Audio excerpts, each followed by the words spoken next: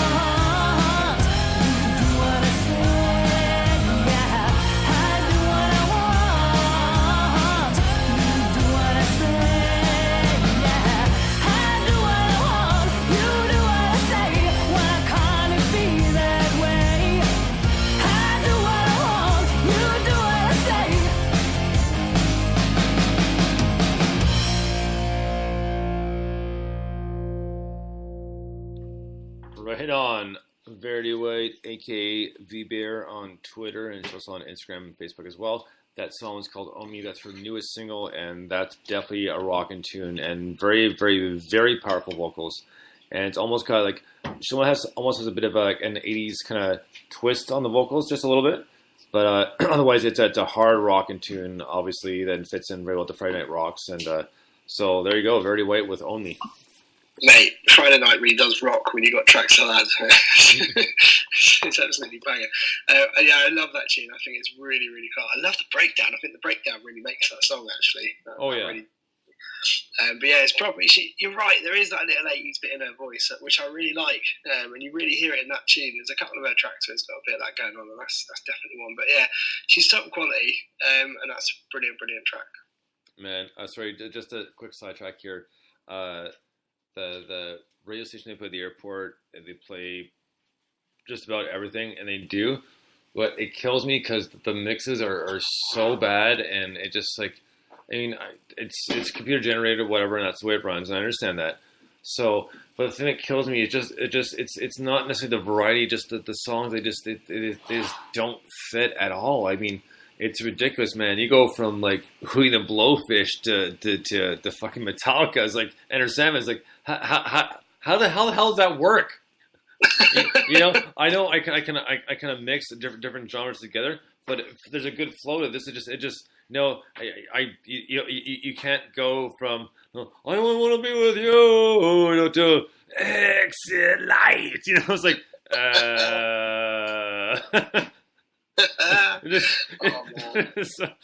so and you know, and of course that's everything everyone's here in airport. They want to hear Metallica, you know, and Nirvana in the airport while they're traveling through because that's a relaxing sort of music for them. So yeah, right. I mean, it just like I said, it's just funny. I mean, there's some good tunes here and there because like we don't hear it that much because in the security lounge itself, the radio's not on. All you hear is a PA, right? Which is fine because we don't need the music in there anyways.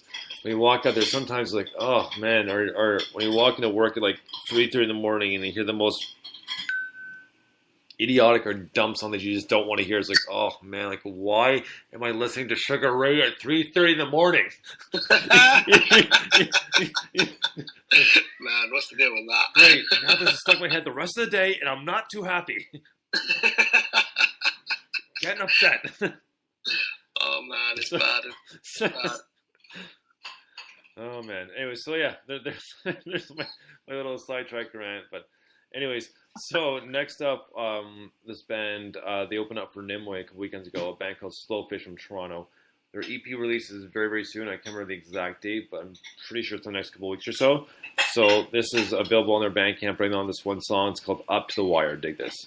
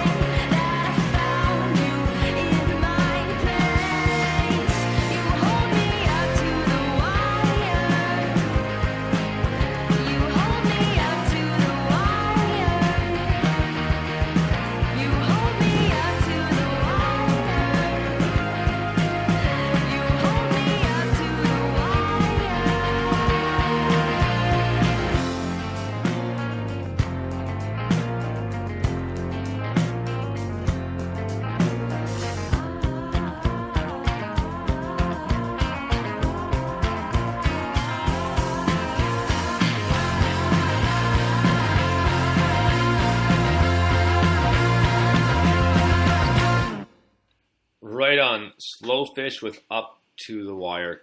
Now that is a great tune. I love her voice. I mean, this band is they're like indie pop, but I mean they got a good like a lot of synth sound to it because their singer, she sings and she plays the synths, and reminds me a little bit of another Canadian band called Metric, and the singer for that band is called, her name is Emily Haynes, but to compare the both, honestly, I like Slowfish a lot better, and I think her voice I think she can top Emily Haynes' voice a lot better, and even Em was really impressed with the vocals on not on that track on the show because we saw them open up for Nimue the week, right? So. Yeah, nice. Very cool. I really, really like that. I thought that was really good. There's, well, like I said, there's nothing slow or nothing fishy about it. But they're, cheese. But they're, I mean, it's really cool. It's kind of, I felt like it had like a real 60s thing going on. Like it reminded me of that. Also reminded me, was it Kill Bill? It had that track with the Japanese band. Where yeah. You know what I mean? It's got that kind of kind of looks back but looks forward as well, which I thought was really cool. But yeah, nice kind of alternative. Just really catchy, really cool. Brilliant voice, and I really like that. I love that. You know, speaking of soundtracks, we're gonna do a quick sidetrack right here, because over the past few weeks, the one we listened to a little bit last week, for the most part, it's a decent soundtrack. There's a few songs on there, probably about 3 or 4 that are like, or just like artists I just don't like, and that's just I have no personal preference. But the Godzilla soundtrack, nice. There was a lot of good tracks in that. I mean, one of my favorite ones is Jamiroquai and Deeper Underground. I'm a huge Jamiroquai fan. Like I'm not gonna deny that at all, man. He's awesome. So he's absolutely amazing. I love that guy. I also loved his selection of hats. Well, I was telling him last week. I said when Virtual Insanity came out, I said what he wasn't lip singing. He was actually singing the song and dancing at the same time. Said the dude can dance, man. Like he really can move. So, but so there's that. Isn't there a Silverchair track on that? I remember I had that Godzilla album. Isn't there a Silverchair track on it? Was that sorry? Isn't there a Silverchair track on that Godzilla yes. album? Oh yeah, I was getting to that next. It's just plainly called Untitled. Oh, is that what it is? Yeah. I love Silverchair. I'm listening to it every week. The breakdown that one was really good because that was one was like it's like do, and